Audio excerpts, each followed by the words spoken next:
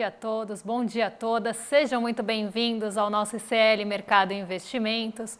Hoje, sexta-feira, depois da quinta-feira aí de ressaca, mercado se recuperando nessa sexta, daquela quinta que foi um baque. Mas a gente tem outros assuntos aí para falar com vocês. Vamos falar do desenrola, vamos falar de arrecadação. Então, um monte de assuntos ainda para falar nessa sexta-feira. Vamos falar de índice de atividade também aí dos países que foram divulgados esses índices agora de manhã. Então, bastantes assuntos para a gente falar. Mas antes, quero dar bom dia para o André. Bom dia, André, tudo bem com você? Bom dia, Débora. Bom dia a todos os nossos telespectadores, né?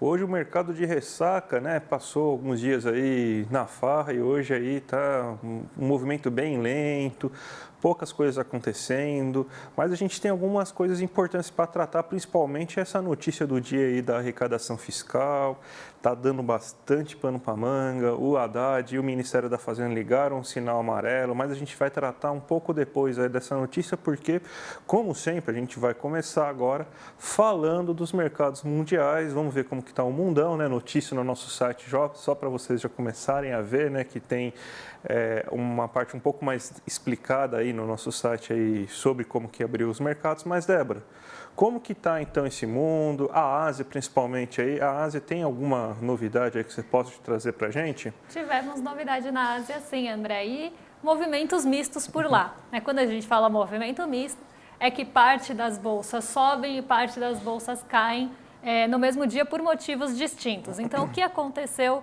no Japão, por exemplo? O Japão, como a gente sempre fala aqui, é uma bolsa mais aí, sensível ao movimento dos juros dos Estados Unidos e movimentos de Nova York de uma forma geral. Então, a gente teve ali o Nikkei 225 caindo nessa manhã, caindo mais de 0,5%. E aí, pelo motivo justamente de reflexo de ontem. Então, ontem foi um dia muito negativo, não só no Brasil, mas no mundo como um todo, e a gente vai explicar o porquê disso. Mas o Japão refletiu isso. E lá no Japão também a gente teve a decisão de política monetária, que não surpreendeu, eles mantiveram a política monetária por lá, né, que é até chamada de acomodatícia, né, uma política monetária ali que está no mesmo patamar há bastante tempo, né, da mesma forma há bastante tempo, previsão de mudança para o ano que vem, mas ainda aí com essa manutenção dessa política monetária no Japão. Então não foi esse motivo que derrubou a bolsa lá. O que derrubou a bolsa lá foi justamente esse vento negativo vindo de Nova York. Por outro lado, as bolsas da China, né, e aí a gente fala não só da bolsa chinesa, o Xangai Composto ou o Shenzhen, né, mas a gente também fala de alguns índices ali mais ligados à China, como a bolsa de Hong Kong. Todos eles ficaram no movimento positivo, porque a gente teve uma mudança lá, principalmente em Xangai e Pequim, de estímulos para investidores estrangeiros, tá? Então, aqui a gente tem o Xangai Composto, vou colocar aí na tela para vocês. E a variação do dia anterior, então, foi 1,55 positiva, né, mantendo aí, quebrando, na verdade, a sequência negativa que a gente vinha vendo. E a gente tem Ibovespa em alta, o dólar em queda nessa manhã, puxado pelo índice de commodities, que está subindo, voltou a se recuperar, principalmente minério de ferro. Mas isso é assunto para daqui a pouco, porque a gente também tem um pouquinho aí de Europa, né, André, para falar. Então, tem bastante coisa que aconteceu na Europa, né? Como que estão os mercados lá? Porque teve o anúncio do PMI, né? Que são aquelas pesquisas mensais que tratam de indústria, da atividade econômica como um todo. E parece que teve um certo reverberou aí nos mercados europeus agora nessa manhã, né? Então, o que aconteceu aí, né? Graças a esse PMI que foi divulgado agora, Débora? Então, as bolsas por lá estão negativas, André. Então, a gente tem um movimento. Na verdade, não todas negativas, porque o Reino Unido continua positivo por conta dos juros ontem, então eles seguem nesse movimento, mas todo o restante da Europa opera no terreno negativo hoje, então as bolsas em queda por lá. Quando a gente olha o PMI, né, eu gosto sempre de explicar, porque quando eu falo de PMI, ou índice de gerente de compras, ou índice de atividade dos gerentes de compra, aí, muita gente tem dúvida no chat, então eu vou explicar rapidamente o que é. O PMI é uma medida que mede ritmo de atividade econômica em setores de forma composta. E aí ele tem um patamar de 50.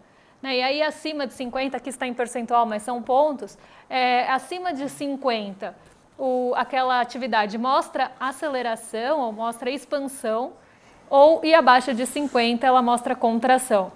E a gente pode estar mais distante ou mais próximo do patamar de 50 e com aceleração na expansão e também diminuição ali da contração. O que aconteceu na Alemanha, por exemplo? O PMI composto de setembro ficou em 46,2, então ele se aproximou do patamar de 50, a projeção é que ficasse em 44,6, então ele surpreendeu o mercado, e ele saiu de um patamar de 44,6 no mês passado. Essa alta de setembro foi puxada pelos serviços, então a gente vê que os serviços que puxaram esse PMI para cima, porque o PMI industrial ficou praticamente aí próximo da projeção, mas muito próximo também do mês passado, de agosto. Lembrando que esses dados são preliminares, eles são como se fosse uma primeira leitura desse PMI, os dados consolidados saem no comecinho do mês que vem. E aí o PMI industrial está bem distante dos 50 na Alemanha, mostrando uma contração da indústria, e uma contração que, inclusive, aí teve uma diminuição, mas ainda está bem longe dos 50. Na zona do euro como um todo, a gente vê um cenário parecido, o PMI composto, ele subiu um pouco, puxado pelos serviços, e o PMI industrial, que mede a atividade do setor industrial, ficou bem ali estagnado. No Japão, a gente teve surpresa, então, apesar do PMI ter ficado positivo lá, não foi suficiente para animar as bolsas.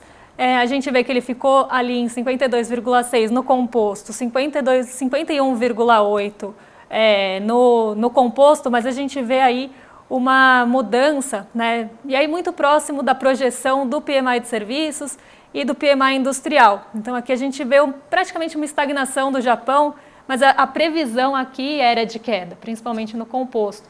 Então ele ficou abaixo do mês passado, mas superou a expectativa do mercado.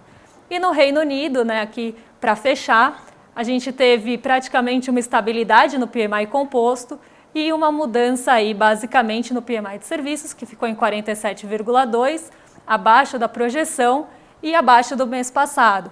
O que puxou no caso do Reino Unido, que foi diferente dos outros casos da Alemanha e da zona do euro como um todo, é que por lá foi o PMI industrial que acabou puxando o composto para cima.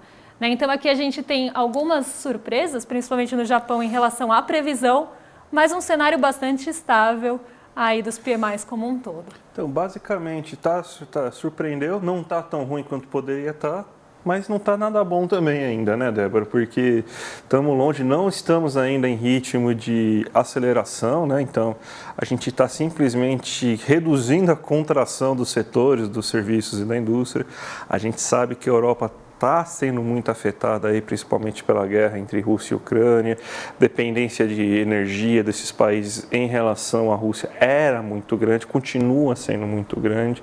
Então, a zona do euro e a Europa como um todo estão muito problema com tudo isso, Então, vai demorar um pouquinho ainda para a gente ter um certo ritmo de atividade industrial e para ajudar, A gente tem lá aquela política monetária que o Banco Central inglês não aumentou a taxa de juros, mas o Banco Central Europeu aumentou a taxa de juros, Então, mais um freio aí na economia deles aí para ajudar.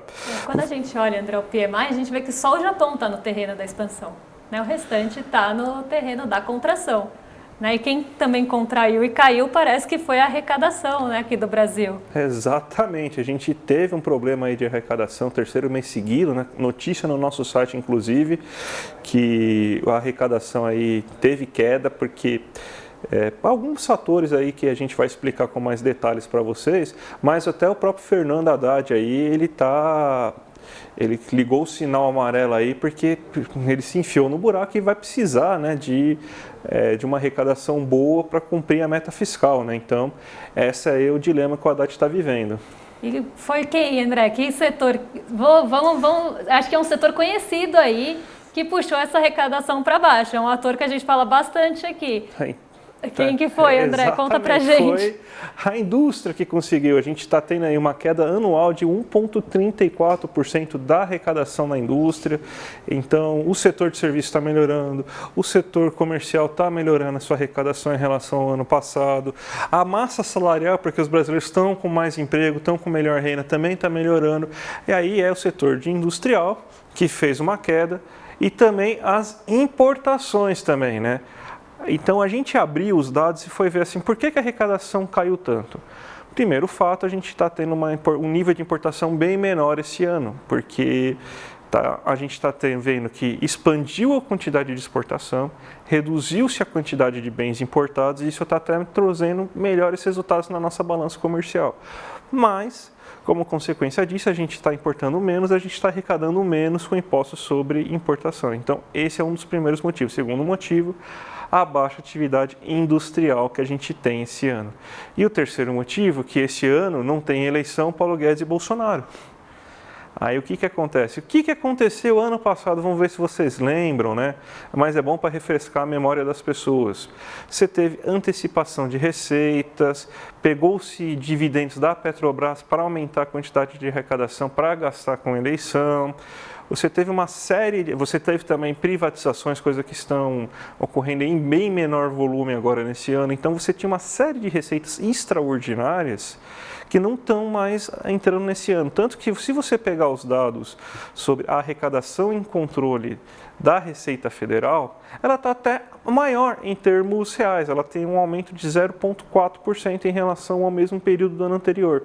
Só que você pega as receitas extraordinárias, que são que são administradas por outros órgãos federativos, essa queda você tem uma queda de mais de 22% em termos reais. Isso aí está fazendo então com que a gente tenha uma queda no acumulado, essa queda já está de 0,83%. Então, esses são os motivos. Então, a gente está conseguindo arrecadar mais com salário, com serviços, com comércio, só que a indústria está mal.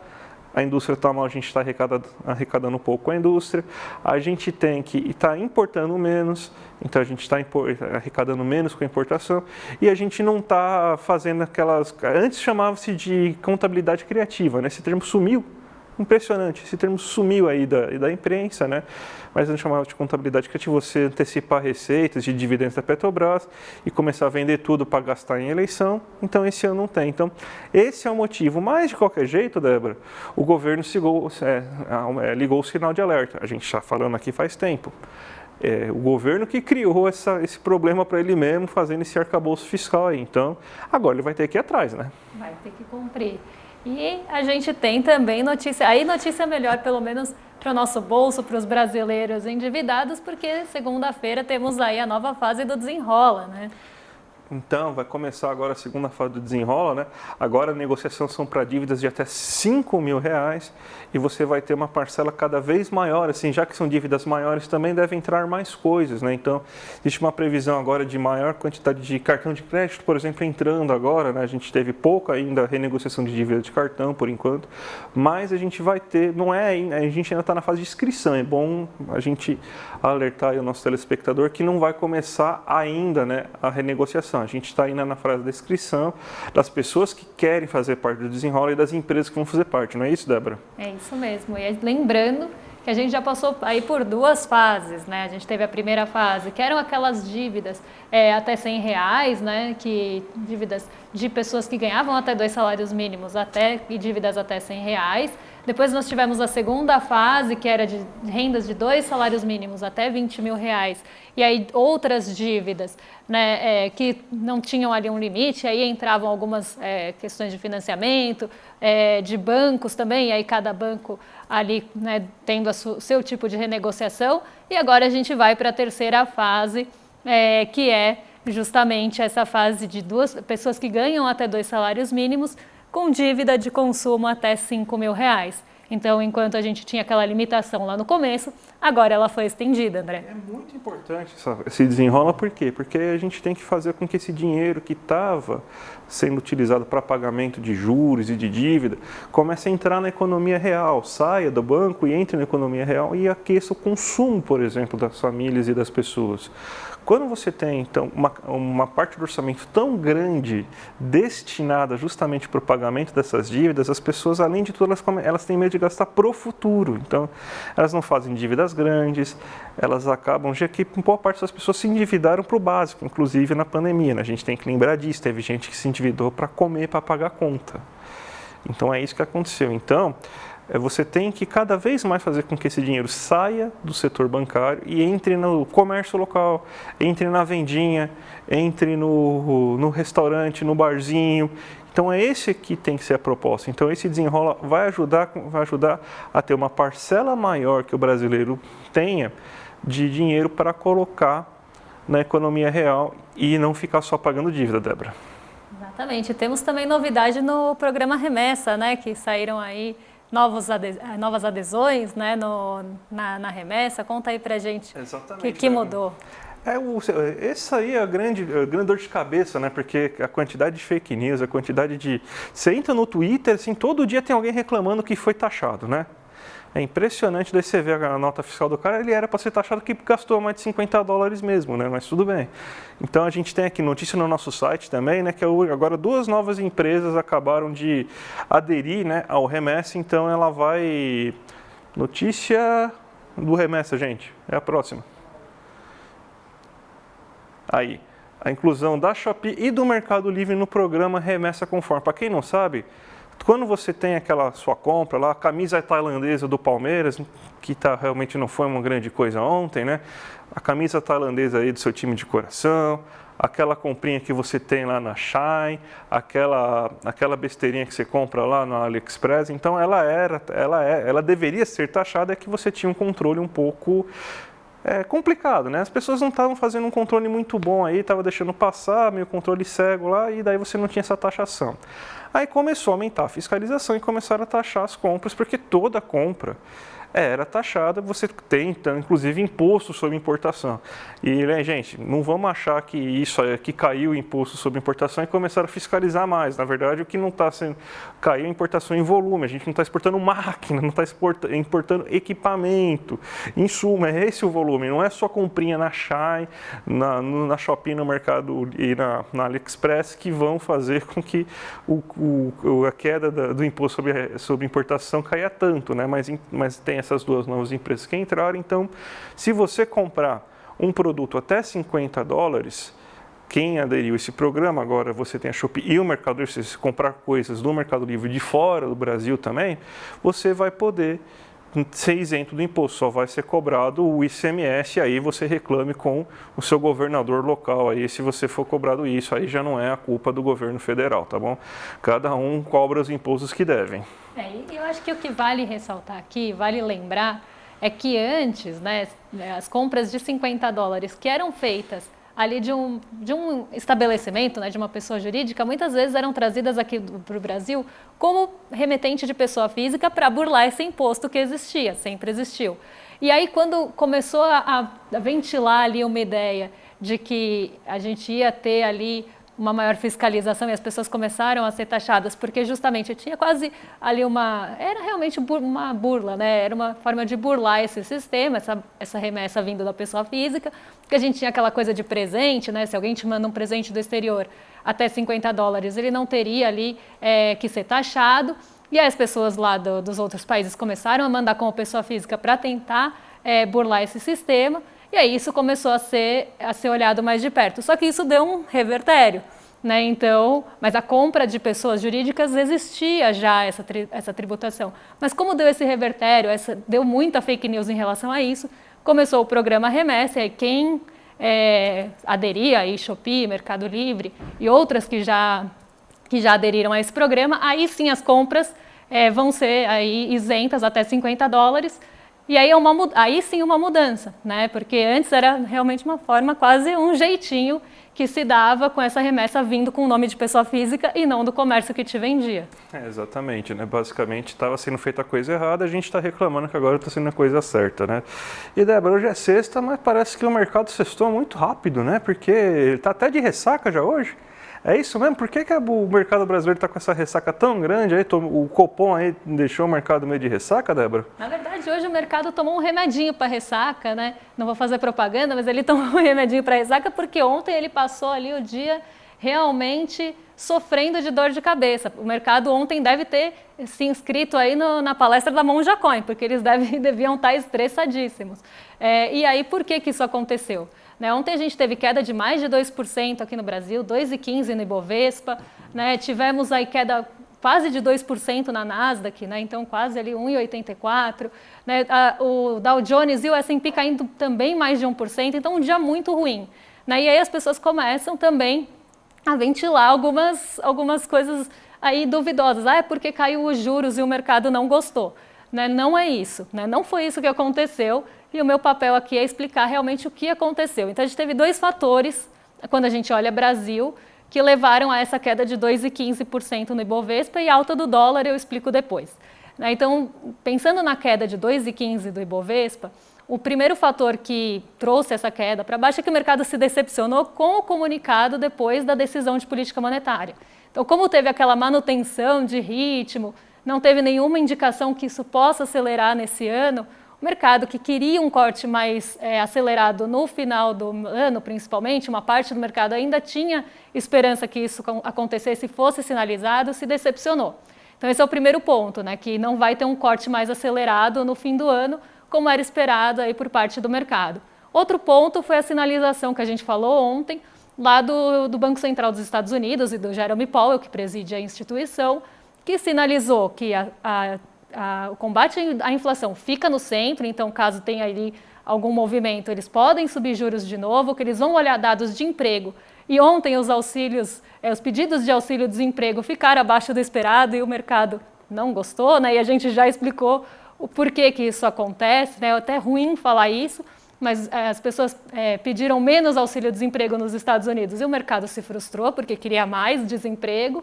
E também a gente tem aquela sinalização no fim do comunicado do Fed e do pronunciamento do Jerome Powell que ele pode aumentar juros se precisar. E aí o mercado ficou maluco com isso, né? As taxas dos rendimentos das treasuries, que são os títulos da dívida dos Estados Unidos, subiram absurdamente assim, para patamares que a gente estava vendo, né? Ele tinha dado um pico, aí voltou a cair e voltou para o pico.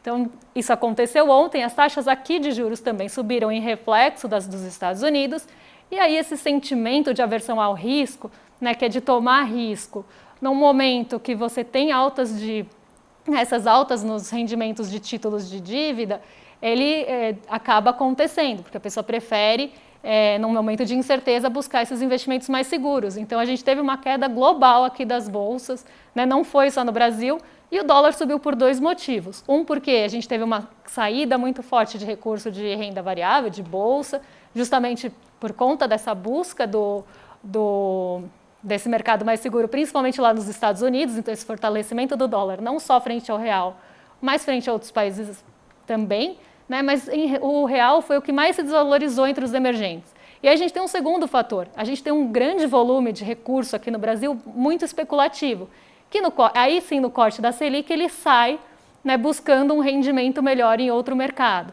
Mas aí é algo de ajuste de curto prazo, isso é esperado que aconteça. Agora, o movimento da nossa bolsa não teve nada a ver com o mercado não gostar da decisão do Copom, e sim pelo mercado querer mais corte dos juros. Então, uma coisa que é impressionante é que basicamente a curva de juros a gente chama de empinar, né? Porque a curva de juros de todos os países ela se elevou consideravelmente ontem, né? Todo país aí, parece que agora na Europa, no Japão, nos Estados Unidos, no Reino Unido, que faz parte da Europa, mas não está mais na zona do euro, né? Não tem mais o Banco Central Europeu ditando regra, né? Então, parece que todo o país agora está esperando esse aumento da taxa de juros.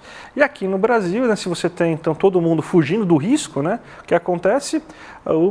Todo mundo vai para os lugares que eles acreditam que sejam menos arriscados, que se chama títulos públicos norte-americanos. Ainda mais com a garantia quase que o Jerome Powell deu que daqui a 45 dias vai aumentar a taxa de juros lá. Então eles já vão deixar o dinheiro paradinho, bonitinho lá. Quando aumentar, eles provavelmente ou eles vão realizar lucro e vão começar a buscar risco de novo, ou eles vão permanecer, dependendo até do comunicado, né, para saber se vai aumentar mais um pouco antes ou depois. Mas, Débora, vamos então ver como que o mercado aqui hoje, né, já que ele tomou um remedinho, né, para tentar curar a ressaca, como que ele está agora, depois da queda de ontem, né? Coloquei aqui na tela para vocês, né, então depois da ressaca de ontem a gente vê esse movimento contrário. Né? Então, os mercados que caíram tanto também chegaram num patamar que algumas ações tiveram uma baixa bem expressiva e aí as pessoas entram no que a gente chama de mercado de movimento comprador. Né? Então, elas voltam ali a comprar esses ativos. E olha só, estava 0,52, mas agora Ibovespa, Nasdaq e S&P subindo 0,48, agora já mudou, mas por um momento elas ficaram iguais aí. Então a gente vê se depois, né, desse baque, normalmente quando a gente tem uma queda muito grande, ontem o nosso índice foi para os 116 mil pontos, né, lembrando que em alguns momentos desse mês a gente chegou perto dos 120 mil pontos, então a gente teve aí uma queda expressiva, né, então aí o mercado volta ali a comprar aquele índice, volta para aquele movimento. Então depois de ontem a gente tem uma movimentação positiva no Ibovespa, na Nasdaq e no S&P 500, o EWZ, que é o nosso índice negociado em Nova York, né, é um fundo de índice negociado em Nova York, também subindo.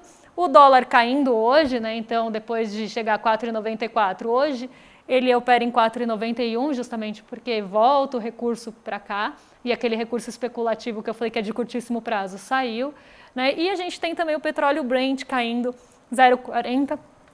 Desculpa, engasguei, o que pode aí impactar algumas ações ligadas ao petróleo, que foi também o que aconteceu ontem. Ontem, quando a gente falou aqui, o petróleo Brent estava em alta, para quem assistiu. E aí, por conta de uma questão da Rússia, ter ali uma restrição das suas exportações de gasolina e diesel, então isso fez com que o petróleo Brent subisse. Só que ele não sustentou esse movimento. No fim da tarde, depois que começou esse movimento mais negativo, essa preocupação com a demanda global pela commodity, por conta dessa atividade prejudicada pelo aperto monetário, o bem caiu, né? Então o petróleo Brent teve uma queda e hoje ele segue em queda aí, dando continuidade ao movimento de ontem. Perfeito, Débora. Então acho que sextou, né? Acho que Sextou. sextou, né? Mas sem antes dar os nossos recados, né? Porque dia 28 vai ter a grande palestra aí da Monja Coin, né? Com o Eduardo Moreira fazendo essa mediação, né? Como lidar com a ansiedade e o estresse. Garanta já a sua vaga. Clica aqui no link que está aqui embaixo para vocês garantirem já. E você, na hora vai tocar o sininho para vocês lá do YouTube e daí vocês não perdem. Então, não percam essa grande oportunidade. E também, né, convidar vocês para ficar aqui o resto do dia com a gente, já que às 6 horas da tarde a gente tem o ICL Notícias 2, né, com a Gabi Varela e nossa dupla de Chicos, o Chico Pinheiro e o Chico Sá. E também a gente tem, logo depois, o Sinapse, né, com a Robertinha Garcia e com também o César Calerron. Hoje com a Jaqueline Muniz, né, antropóloga e cientista política, que vai ser a entrevistada do dia. Então fique com a gente aí pelo menos até as 8h30, que vai valer a pena, Débora. E sextamos por hoje, né? Segunda-feira estamos de volta desde as 7 da manhã com a nossa sequência aí de programas pela manhã. Nós voltamos aí às 11 horas da manhã para trazer o quê? Segunda-feira? Expectativa do mercado em relação à Bolsa e indicadores macroeconômicos, fora aí os dados que vão sair na segunda, mas esses já são de praxe, né? Então a gente já adianta que vamos trazer aí para vocês. Então até segunda-feira, um excelente dia e obrigada por ficarem aqui com a gente até agora no ICL Mercado Investimentos. Um bom fim de semana a todo mundo, gente. Tchau, tchau. Confira a programação do Instituto Conhecimento Liberta desta sexta-feira, 13h. Contabilidade para pequenos empreendedores com o Dr. Ari Ferreira de Abreu. 15h, Marcelo Jugend, o Brasil, a guerra híbrida e a Operação Lava Jato. 17h, ChatGPT, o que podemos aprender com os robôs com Robson Ferreira. 18h, ICL Notícias, segunda edição. Às 19h, Música para Cinema, com Andréa Bujanra. E aula interativa de inglês A1, com Andréia Cipoli. E às 7h30, Sinapse ICL. Para saber mais, acesse icl.com.br.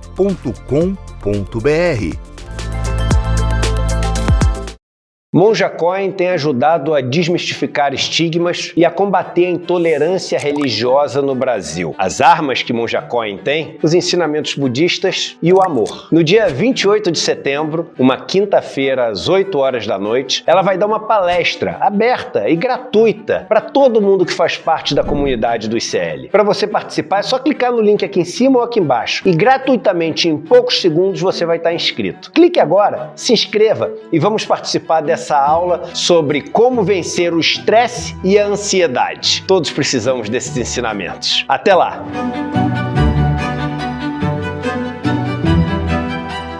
Hello everyone, nice to see you again.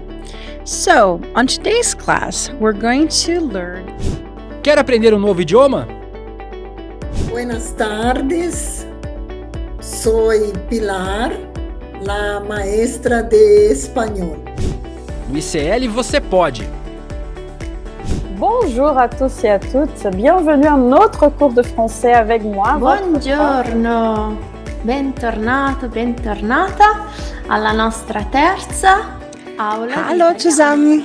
Schönen guten Morgen, wie geht's euch? 你们好，你们好吗？很高兴又认识你们。Acesse o site e clique em Quero Ser Membro.